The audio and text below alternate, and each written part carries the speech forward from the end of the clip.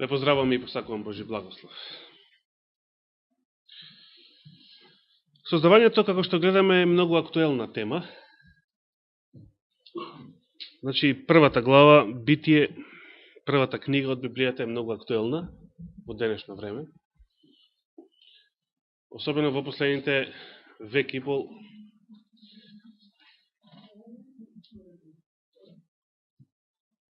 Во последните век и пол е уште поактуелна, отколку било кога порано. Зошто е тоа така? Затоа што библискиот извршен создавањето е доведен во прашање. Тоа што е доведен во прашање од паганскиот свет не чуди, бидејќи тој никогаш не верувал во Божијата вистина, но е доведен во прашање од страна на христијанскиот свет. А во денешно време е доведен во прашање од страна на многу адвентистички институции, образовни, академски, и од страна на некои поединци, некои од нив теолози, кои што сметат дека овој извештај е алегориски, дека не треба буквално да се толкува, не треба буквално да се сваќа и така натаму. Но зашто сето тоа се кажува само во последниве век и пол? Зашто никогаш порано немало луѓе во христијанството кои што повикувале извештајот на создавањето да не се сваќа буквално.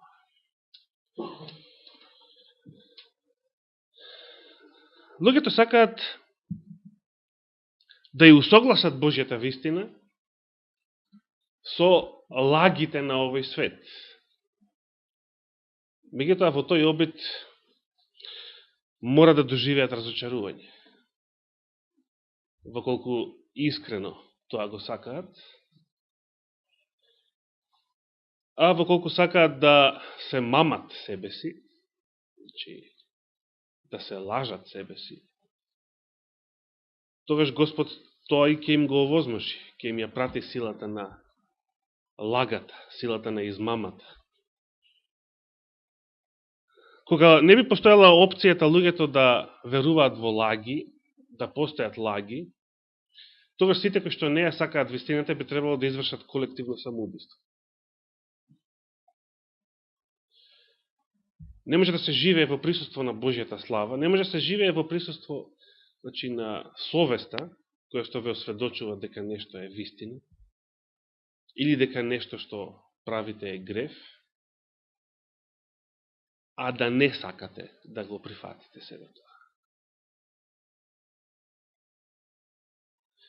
Тогаш како да имате некој оган што гори во себе.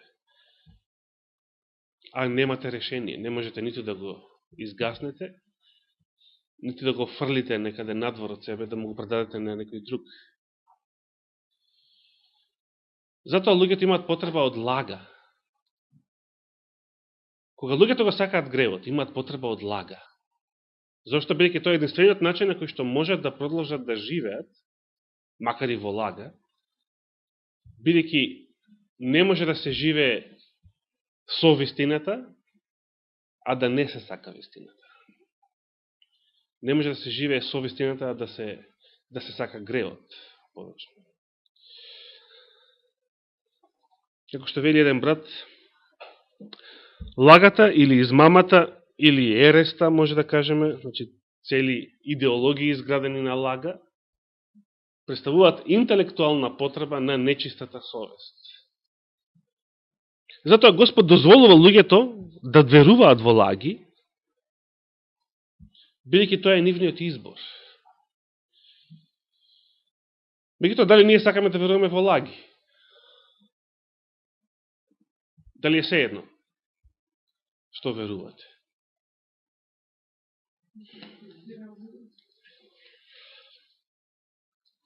Значи, денеска постојат луѓе кои што го оспоруваат создавањето затоа што сакаат да веруваат во теоријата на еволуцијата. Од друга страна сакаат да бидат христијани. Веруваат дека постои Бог. И тогаш каде ги води и едното и другото? Сакаат да бидат христијани, сакаат да веруваат во Библијата, сакаат да бидат сето тоа што избрале да бидат или биле воспитани да бидат, а сакаат да и веруваат на лажно наречената наука, како што вели апостол Павле. Тогаш тие логично е да прават компромис. Прават компромис со своите верувања и велат дека извештајот на создавањето не треба да се толкува буквално. Треба да се толкува алегориски. Денес имаме многу теолози кои што така сметаат, така тврдат, така проповедаат. Јас дори се прашувам дали реченицата која што беше збунувачка и за сестра Зорица, всушност не е некоја грешка, можеби, туку намерно подметната реченица во материјалот за подобра саботна школа. Дали скоро станало можно да веруваме дека вратот на жирафата се развил? Така гласеше реченицата, нели? Значи, најверојатно да речеме дека е дека печатна грешка, меѓутоа, денес таква е климата, атмосферата во христијанскиот свет и конкретно во адвентизмот, да човек се прашува да не е тоа можеби намерно подметната таква реченица.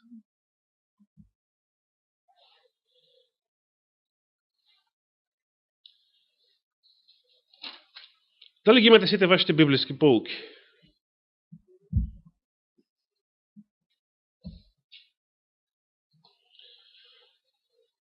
Сега ги поставам едно прашање.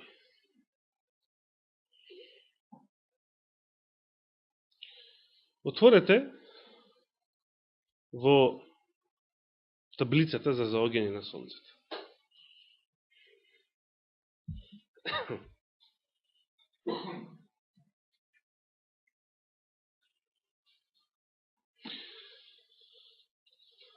Во вашите библиски поуки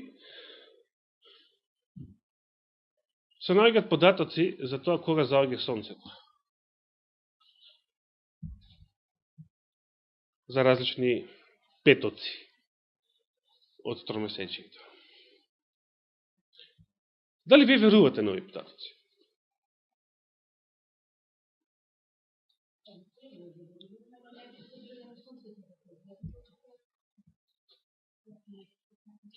Вак сега, дали некој ще се запрашале од каде се овие податоци запишани во вашата библиска поука?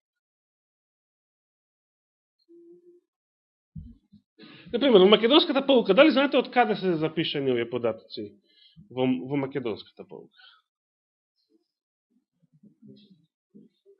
Тие се препишани од српската поука.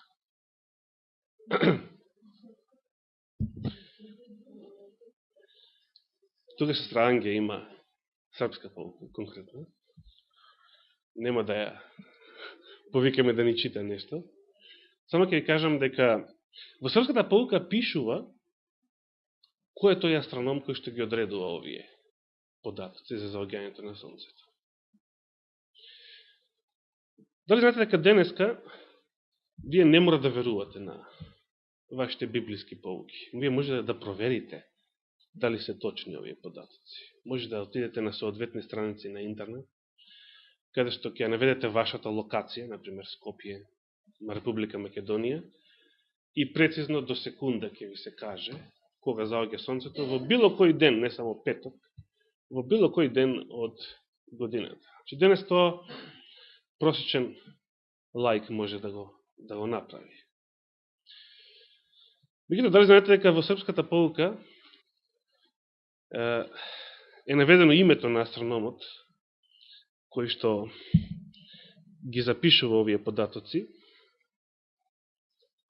за самата поука, а тој самиот не верува во личен разговор со мене пред 10 години дека сонцето е создадено 4-тиот ден. Тој е научник.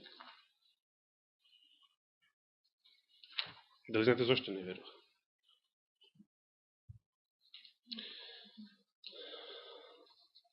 може би е склон да верува на теориите според кои Сонцето е старо милиарди години.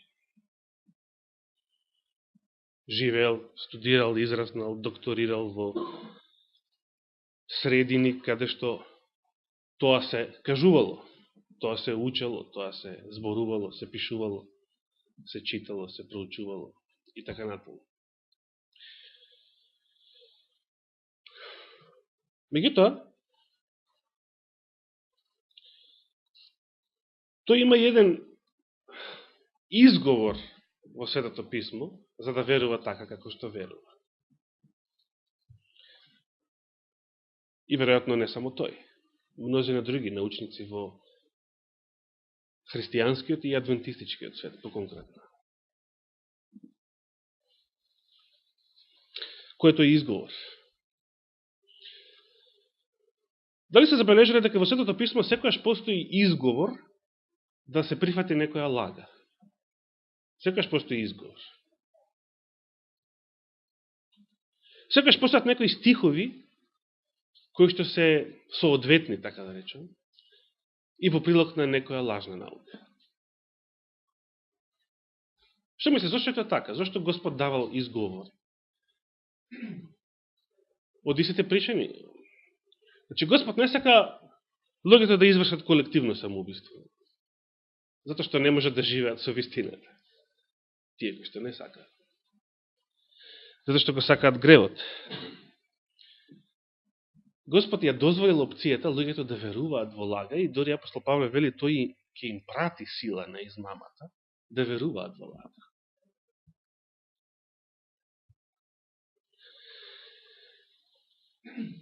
Затоа Господ дал и поводи во самото Свето Писмо да постои изговор за прифаќање на некоја лага. Дали тоа значи дека ние не можеме да знаеме што е вистина од самото Свето Писмо? Не, бидејќи ако сакаме да знаеме што е вистина, ќе ги проучиме сите текстови во Библијата што зборуваат на една иста тема и сите заедно кога ќе ги земеме предвид, тогаш ќе добиеме една слика за тоа каква треба да биде вистината по однос на тоа прашање или по однос на таа тема. Значи, јас поставив прашање во врска со четвртиот ден. Се сеќавате ли која беше тоа прашање? Кога се создадени Сонцето и Месечината? Целиот христијански свет, уште од најраните црковни отци, верува дека се создадени четвртиот ден. Значи, Сонцето и Месечината се создадени четвртиот ден. Меѓутоа, тоа е доведено во прашање во последните век и пол. Грубо речено.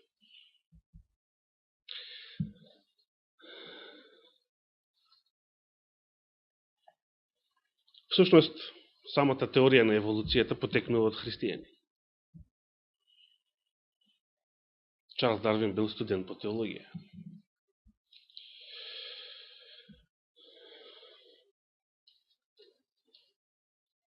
Што не кажа четвртиот ден?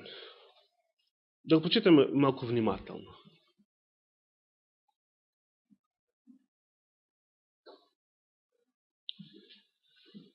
Потоа рече Бог, што? Нека се појават светила. Каде? На небесниот свод. Со која цел? За да го делат денот од ноќта и да бидат знаци и за времењата, и за деновите, и за годините. Пота 15 стих вели: и нека бидат тие светилници на небесниот свод, за да ја осветлуваат земјата. И би така. Кои се овие светилници?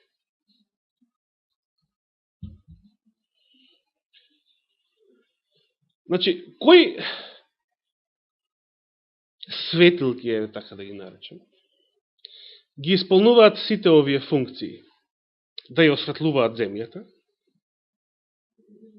да го делат денот од ноќта и да бидат знаци за времењата, за деновите и за годините. Дали звездите исполнуваат оваа функција? Дали звездите ја осветлуваат земјата? Дали звездите служат за одредување на времења, денови, години, месеци? Што ви одредува хороскоп? А што ви одредува хороскоп?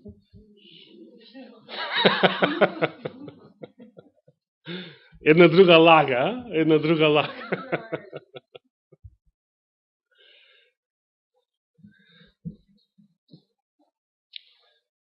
Звездите се споменати како дигресија во 16 стих. Значи, Мојсе кога пишувал создавањето на двете големи светила, бидејќи само тие ги исполнуваат овие функции, тој само додал како дигресија, како нешто што би можело да го ставиме во заграда, и звездите, сака ќе да каже сега да не помисли некој дека звездите настанали на друг начин, а не како резултат на Божијата творечка моќ. Може некој да инсистира денес, било во Стариот Вавилон, да живеел, дека звездите може да одредуваат годината, бидејќи тогаш кога сонцето повторно ќе се најде во знакот на истото со звезди, тогаш поминала една година. Но дали Господ така го учил својот народ? Годината да ја одредува според звездите. Напротив, во целиот Стар Завет наоѓаме предупредувања тоа да не се прави. Бидејќи тоа го правеле паганите, зјапале во звездите, и бидејќи во тоа време и немало голема разлика помеѓу астрономијата и астрологијата, што ја спомна сестралогица. Божиот народ не требал ништо да одредува според звездите. Од друга страна, не бил секој астроном, па да одредува битни денови во годината според звездите. Како што и денес, повеќето верници, за да знаете кога заоѓа сонцето, вие не отварате астрономски учебници, не одите на астрономски сајтови на интернет, со други зборови, не проучувате вие самите за себе кога е тоа, туку и верувате на вашата библиска pouка. Дури ако случајно има грешка, например заради печатна грешка, вие и понатаму понекојаш ќе и верувате на вашата библиска pouка. Но што е тоа што израелците го правеле секогаш, секој израелец во својот живот, без оглед колку бил учен или не, а пошто можел да ја одредува годината, кога почнува годината.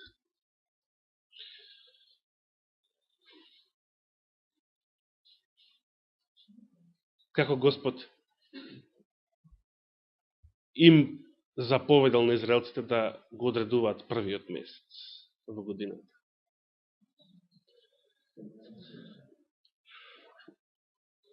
Што има? Какви врски на полна месечина? Полна месечина имате секој месец. И полна месечина имате секој месец. А кога е почетокот на годината? Да. Значи, со зрелоста на јачменот. Не може тој месец, таа млада месечина, да биде првиот месец во годината, ако за 15 дена, значи за следната полна месечина, јачменот не е доволно зрел, за да биде ожнеан првиот сноп за Пасха. И сега што е полесно? Да гледате колку е зрел јачменот или да ги проучувате звездите?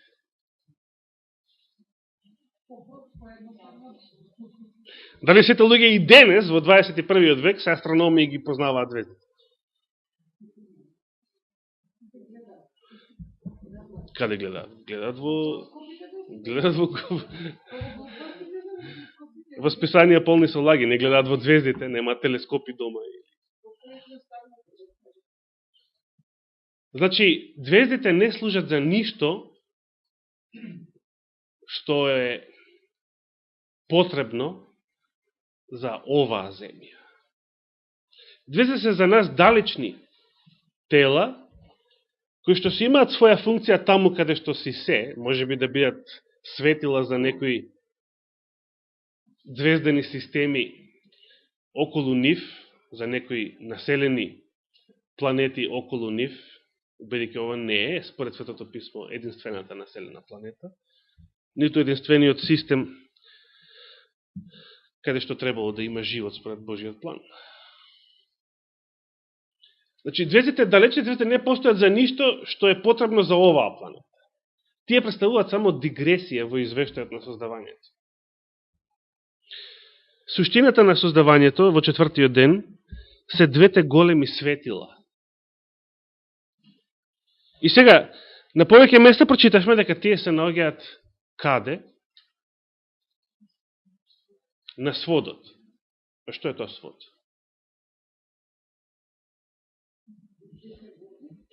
Значи, вториот ден и создаде Бог свод, прво вели, нека биде свод, нека има свод среде водата и тој да разделува вода од вода. И создаде Бог свод и ја одвои водата што е под сводот од водата што е над сводот. И стана така. И сводот Бог го нарече небо.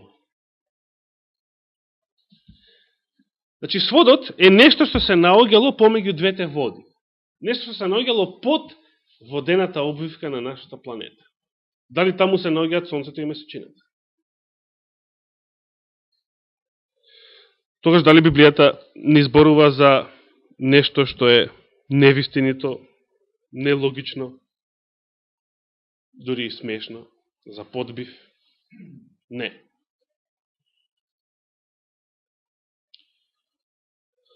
Зошто не? Библијата не ни вели дека Господ ги создал Сонцето и Месечината и ги поставил на небесниот свод.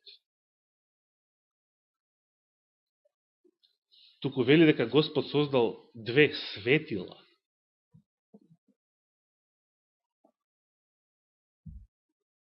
И ги поставил на небесниот свод. Да пишуваше Сонцето и Месечината, тоа што речешме, тоа што Библијата го тврди, значи е научна глупост. Сонцето и Месечината и по своите димензии се нешто што не ги собира на земскиот небесен свод. Но Господ создал две големи светила. Што значи, рефлексијата на Сонцето и Месечината врз сводот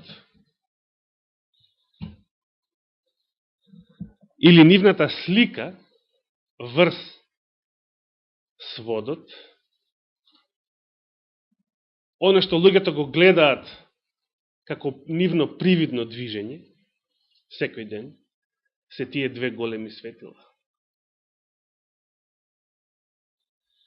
Значи, Господ бил толку прецизен, што во извештајот со создавањето не напишал сонце и месечина и ги поставил на небесниот свод, туку напишал светила. И светилата не мора да бидат самите тие небесни тела, туку нивната рефлексија врз земјината атмосфера. Од друга страна, знаејќи го ова, астрономите велат, што ме така, тогаш можно е Сонцето и Месечината да постоеле како небесни тела и пред седмицата на создавањето. И еве ви изговор, еве ви прилика да можете да претпоставите дека може би е точна теоријата на еволуцијата. Или скоро точна. Како што би рекол материјалот за 5 минути. Дали се сеќавате на овој друг изговор? Вториот стих. Земјата беше неоформена и пуста, имаше темнина над бездната и Божиот дух лебдеше над водата. Па потоа рече Бог нека биде светлина. Мнозина велат, ова е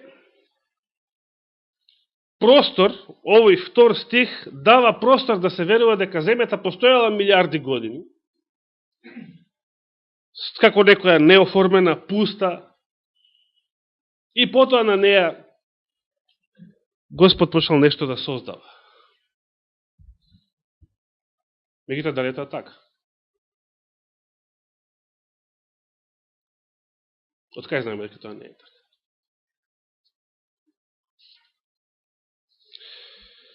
Од кај знаеме дека тоа не е така?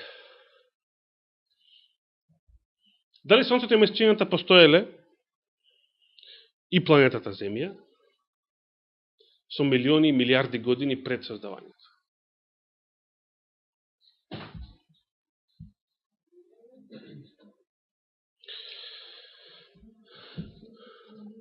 Што ни кажува четвртата заповед, например? Четвртиот ден на четвртата заповед. Зашто за 6 дена и морета и се што е во нив.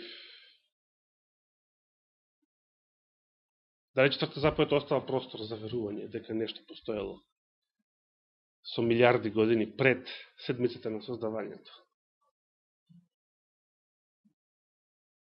Но може би Сонцето постоело. Изговор секојаш ќе има. Сега да поставиме ни едно друго прашање. Зошто Господ кога го создал светот, не го создал Сонцето во првиот ден?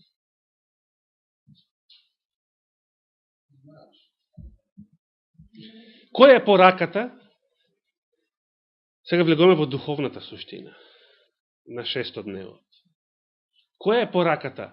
Зошто Сонцето е создадено не на почеток, туку дури во четвртиот ден?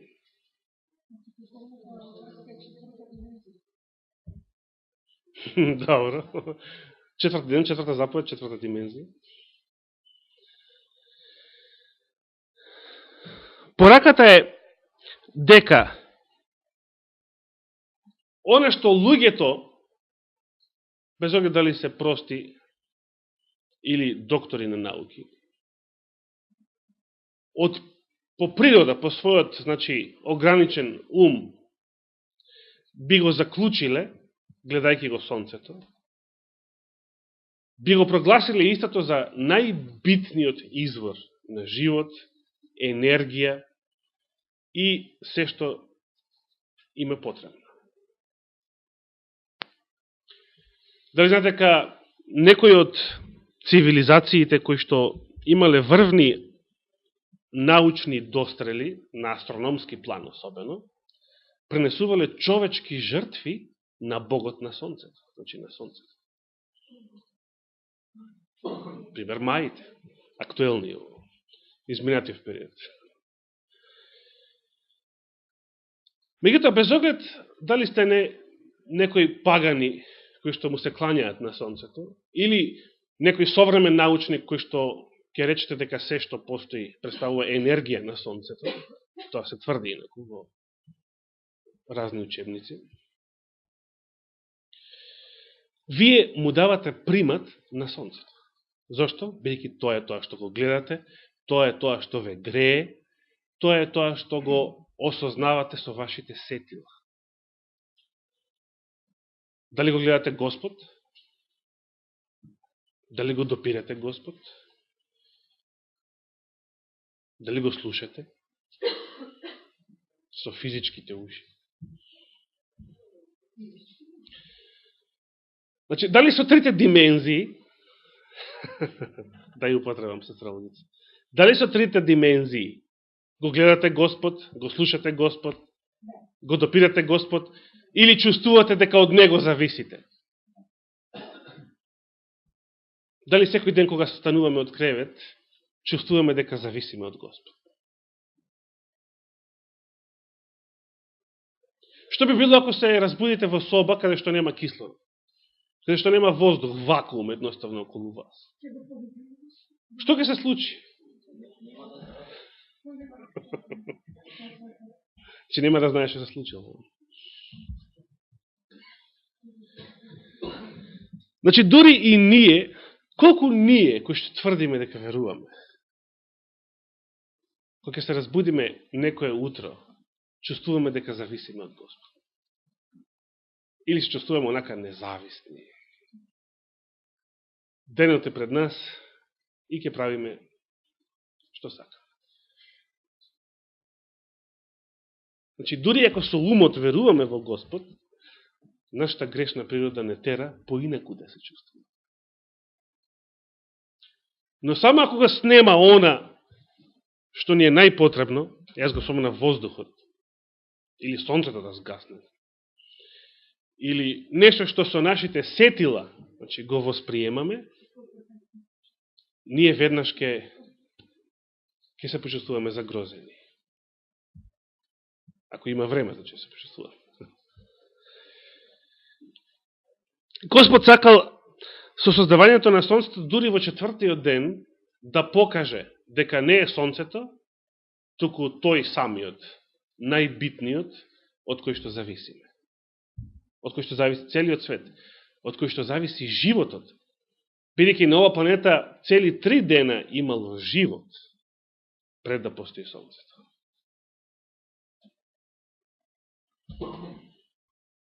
Имало растение, на кој што има многу потребно сонце за нивниот живот, а кој што живееле пред сонцето. Имало светлина која што постоела пред сонцето.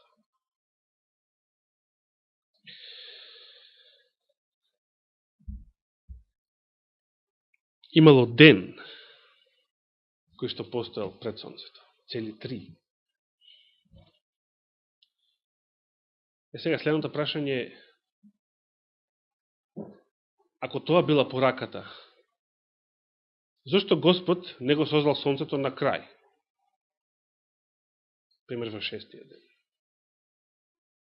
Значи, ако пораката е да не му се предаде голема важност на сонцето, затоа не било создадено во првиот ден, туку првата светлина потекнувала од друг извор, тогаш зашто Господ не го создал сонцето во 6-тиот ден? Не би рекол. Ние чувствуваме дека има сонце. Дори сега, ако е облачно. Пример е ден, затоа што има сонце.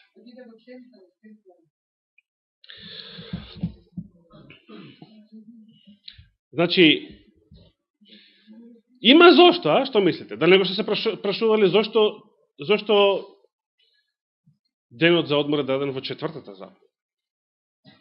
Зашто не во 1-та заповед? Зашто не во 10-та заповед? Дали сето тоа случајно некако? Или во Библијата нема ништо случајно? Извештајот за создавањето има и една своја духовна порака за овој свет. Зошто воопшто Господ создавал за 6 дена? Морал да создава за 6 дена? Можел во еден ден да создаде се?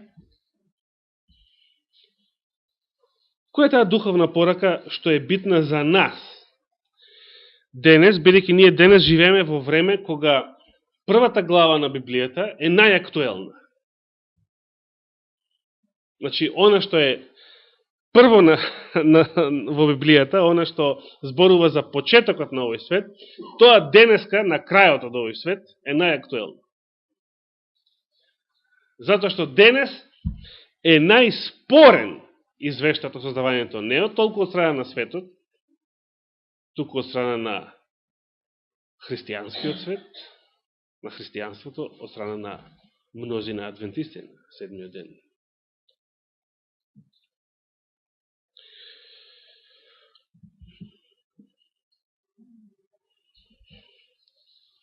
Ке отвориме во книгата на пророкот Малахија. Од првата во последната книга на Стариот Завет. Кој стих ќе го прочитаме?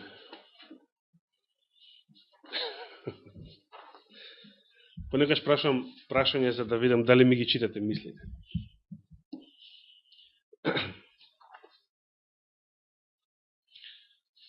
Кој стих би сакал да го прочитам во книгата на пророкот Малахија?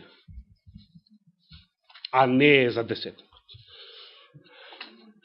Знаете, мнозина адвентисти Малахија го знаат само поради десетокот и ги асоцира само на тоа. 4.2 погодова зорица, да видиме дали е точно. Би сакал да го прочиташ стигат? Ајде, повели. А вам кои се боите од моето име, ќе ги извием сонцето на правдата, со здравје во видата и вие ќе излезувате во честувајте како темење на плащане. Благодарам. Точен одговор, сестра Зорице. Не знам што да ти поклонам како награда. Но тоа е точниот одговор. Книгата на пророкот Малахија и не е многу голема за да се погоди, бидејќи веројатно никаде во неја на друго место не се споменува сонцето. Во бил каков смисол. Да го прочитаме јас уште еднаш. Значи, вие, кому му се обраќа Господ?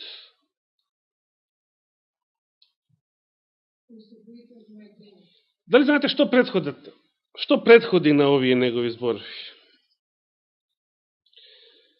Зашто ете доаѓа ден вжарен како печка. Кој е тој ден? Господовиот ден. Тогаш сите горди, на прво место кои се споменати? Гордите. И оние кои постапуваат нечесно, ќе бидат како слама. И ќе ги изгори денот што иде, вели Господ Саваот. Како тоа денот? Ќе ги изгори. Дали денот е оган? Како ќе изгледа тој ден кој што ќе биде оган?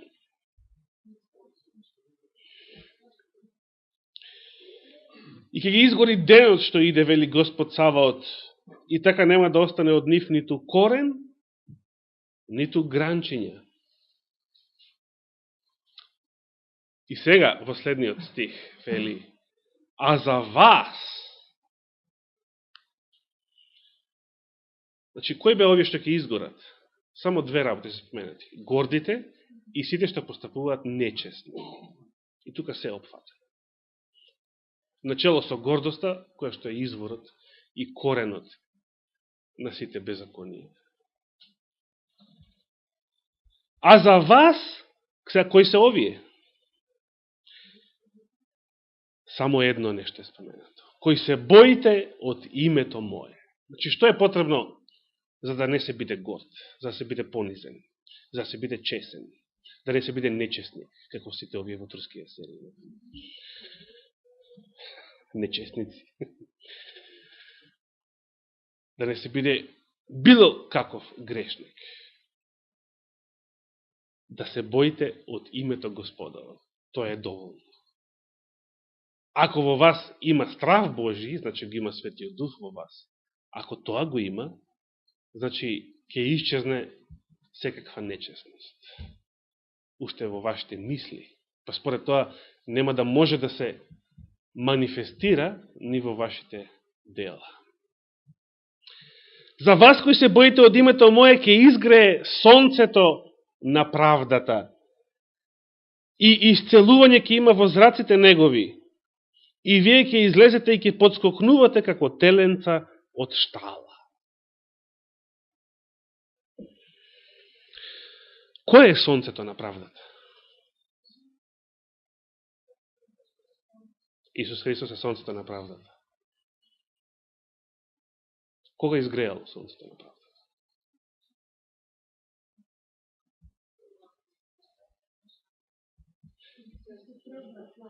Божјата милост постои од секогаш, се разбира, од создавањето. Меѓутоа, Господ ги најавил овие зборови во Малахија како пророштво. Значи, вам, кои се боите од името Мое, ке изгрее сонцето на правдата.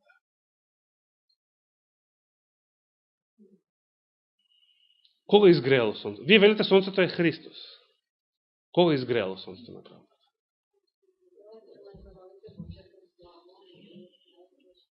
Кога? Кога во светот изгреала Божијата слава во Христа Исуса?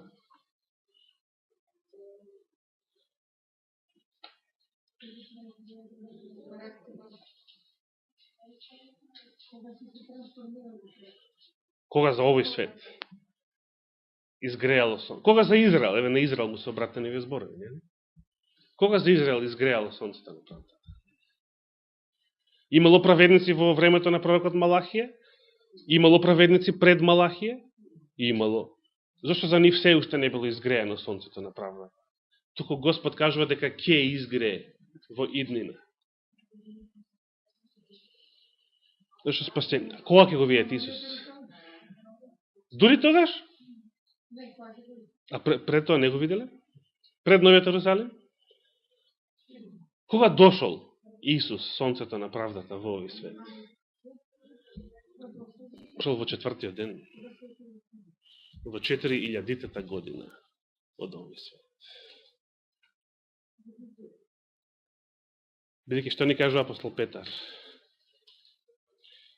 Кога сонцето било создадено 4-тиот ден, кои денови ги греело сонцето? Значи, откако е создадено, ако речеме кои цели денови, 5-тиот и 6-тиот, само последните 2000 години, 5-тата и 6-тата, се после Христа.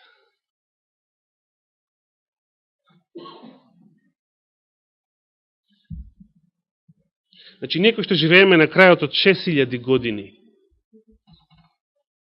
или преведено на крајот од 6-тиот ден, затоа што апостол Петар, нели, во контекст на близината на Христовото второ доаѓање ни напишал дека за Господа еден ден е како 1000 години и 1000 години како еден ден. Христос дошол во 4-тиот ден.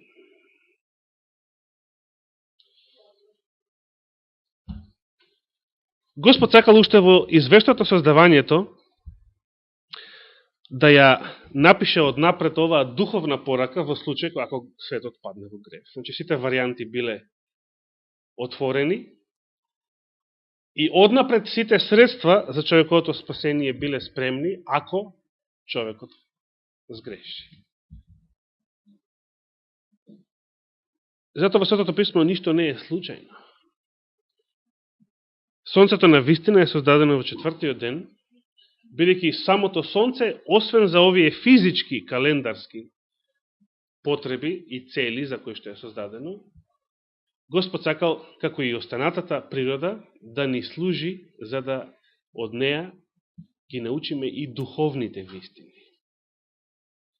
Сега, со гревот, природата не е совршен учебник за Божите вистини, не е ниту човечката совест, бидејќи сето тоа се расипува со гревот, отапува, инструментот веќе не е прецизен и затоа било потребно Светото писмо, биле потребни Господовите откровенија.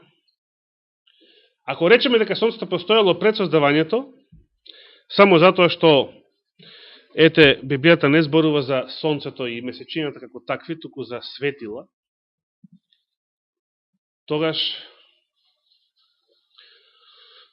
пореметена е оваа духовна символика. Господ ништо не создал само за да ги исполнува физичките потреби на луѓето. Се што создал за да ги исполнува и физичките и духовните, бидејќи човекот е единство на сите нив.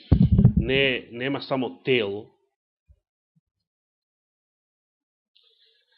Има дух, душа и тело. дури само духот да го нема, да му е мртов, значи, е живот. Не е поинаков од животот. И разумот што го има, како нешто по-големо од животните, ќе го употреби за деструктивни, за нешто животното не би го направило. Ќе го употреби ирационално.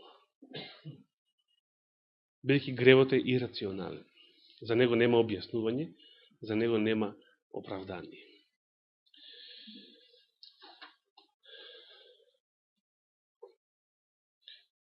Ние денеска живееме на крајот од шестиот ден. Некои велат, например, како се викаш, Галаутос. Побркав со Дезмондос. Дека денеска сме 5999 година. Не знам зашто тоа го тврди, не му верувам. Но како и да е. Ние навистина живееме на крајот од 6000 години. Што тоа ни кажува? Дека предстои. Дали се сеќавате зошто апостол Петар ги напишал тие зборови за Господа 1000 години се еден ден и еден ден како 1000 години? Зошто? Во кој контекст ги напишал тие зборови? Дали се сеќавате во кој контекст ги напишал тие зборови? За кого ги напишал тие зборови? Дали, например, ги напишал тие зборови за христијаните во првиот век? Јас не верувам дека ги напишал за нив. Зато што христијаните во првиот век живееле, значи во негово време, живееле во време кога не било многу одамна Христовото дело, живот и мисија на оваа земја.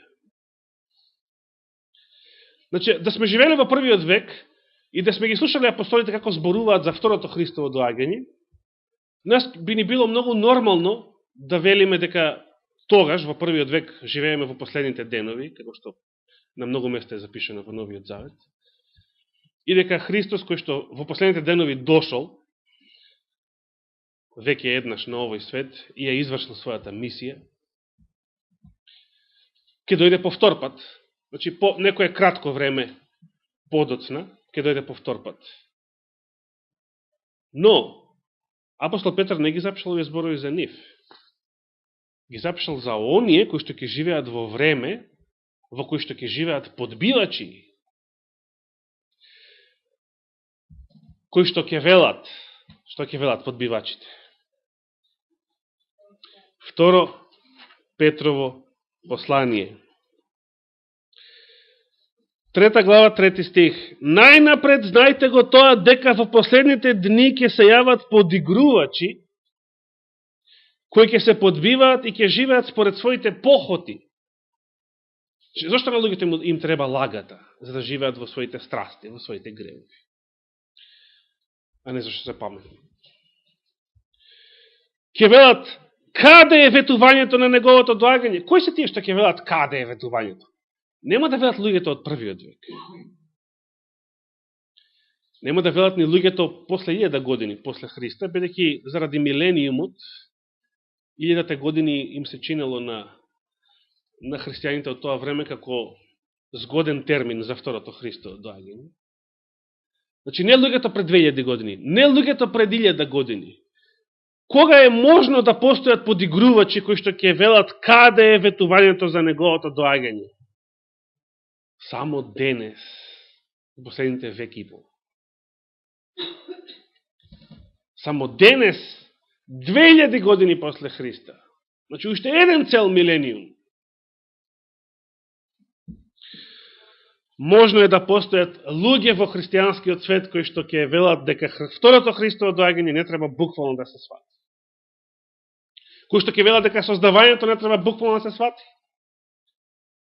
И денес постојат тие луѓе и во Адвентистичката црква, кој што вели еден поднаслов во последните настани, дури и во Адвентистичката црква.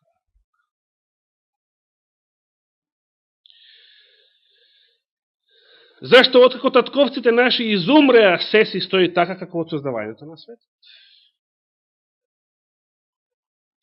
И тогаш вели дури во 8 стих, навнимавајте возлюбени да не го изумите само тоа, значи вознимавајте возлюбени од 21. век. Да не го изумите само тоа дека за Господ еден ден е како 1000 години, а 1000 години како еден ден. Зошто? Зошто 1000 години? Зошто не рекол Петар 1.000.000 години се за Господа еден ден? За Господа времето не е фактор, значи можел да напише 1.000.000 години. Зошто рекол 1000? Зошто се илјадарката е тука во игра? Бидејќи ние кои што живееме во времето на подигрувачите, во времето на еволуцијата, во времето на дарвинизмот, во времето на еден куп изми, живееме на крајот од 6-тиот ден. Во однос на нашето време, Господ дошол на земјата првпат во 4-тиот ден. И сега што ни престои? Ни престои 7-тиот ден. 7-тиот милениум. Ни престои времето кога за оние што се бојат од името Господово, тие навистина ќе влезат во Божијата почивка, во небесниот Ханан, каде што се е совршено исто така, како што било совршено на земјата, кога? Во 7-тиот ден. Се било совршено. Се било на место, ништо не фалело. Ништо не недостигало. Нека Господ не благослови најнапред да сакаме, бидејќи од тоа се зависи. Да копнееме за доаѓањето на 7-тиот ден. За доаѓањето на Господовиот ден. На Господовиот милениум за оваа грешна планета. Нека му е фала и слава вечно. Амин.